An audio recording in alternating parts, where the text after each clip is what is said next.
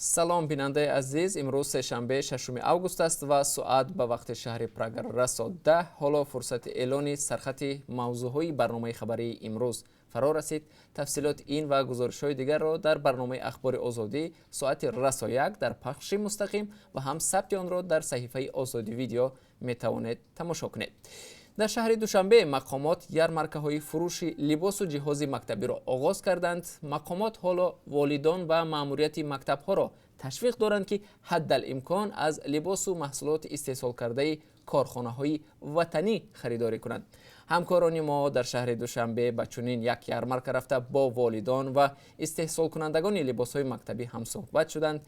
در این فروشگاه اساساً لباس‌های دوخته کارخانه نساجی دوشنبه به فروش گذاشته شد. هرچند قلم و جزودان هنوز هم همگی مال تولید چینند.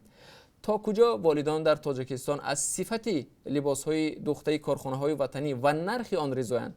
خرید لباس‌های مکتبی مجبوری است و یا داوطلبانه؟ منتظر باشید. در برنامه اخبار گزارش داریم که با تماشای آن شما در این باره معلومات خواهید گرفت. اخراج گروهی مهاجران از روسیه. حامیان حقوق میگویند دادگاه‌ها در روسیه پرونده‌های مربوط به اخراج مهاجران را تنها به نامش بررسی می‌کنند و در اصل دادرس‌ها بدون بررسی حکم را صادر می‌نمایند. تنها در سال گذشته به همین شیوه حدود 130,000 نفر مهاجران کاری بدون بحث و بررسی و مرافعه‌های آزاد از قلمرو روسیه اخراج شدند. در برنامه امروز گزارش داریم درباره مهاجرانی که به اصطلاح زیر غیلک فمیده قرار می‌گیرند و از حق کار و اقامت در روسیه محروم می‌مانند. ما را همراهی کنید، این گزارش را با هم می‌بینیم. روز یکشنبه عربستان سعودی در یک مشق نظامی توانایی نیروهای انتظامیش را در پیشگیری عملیات‌های احتمالی تروریستی به نمایش گذاشت. نمایش توان امنیتی در حالی است که عربستان سعودی پیش بینی می‌کند که امسال 1,600,000 نفر حاجیان را در شهرهای مکه و مدینه میزبانی خواهد کرد. تامین امنیت تنها مشکل نیست که سعودی با آن روبروست. حج امساله که 9 август آغاز می شود در شرایط فوق‌العاده گرمی هوا دایر می گردد و مسئولیت مقامات کشور را در نگاهداشت سلامتی زائران دوچند می گرداند. از تاجیکستان هم حدود 6,500 نفر امسال به سفر حج رفتند. بیننده ارجمند، در برنامه اخبار امروز گزارش داریم درباره آمادگی سعودی به گذراندن حج امسال. ما را همراهی کنید، آن را با هم می‌بینیم.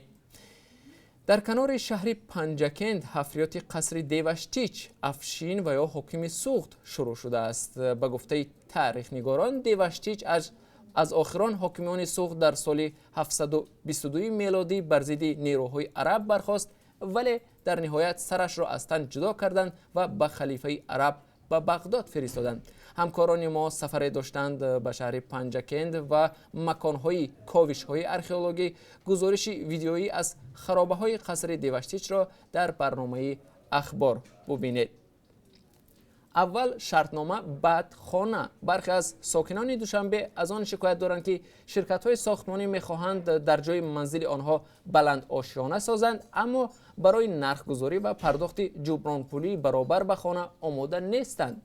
چون این یک ماجرا در کوچه حسین زاده دوشنبه میانی شرکت ساختمانی مقیم یک و ساکنان سر زده است.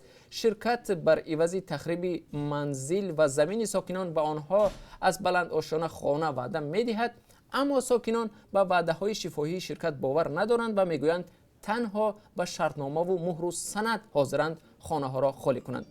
ماجرای ساکنان با شرکت تا کجا دوام میکند؟ منتظر باشید، در برنامه اخبار در این باره برایتان خواهیم گفت.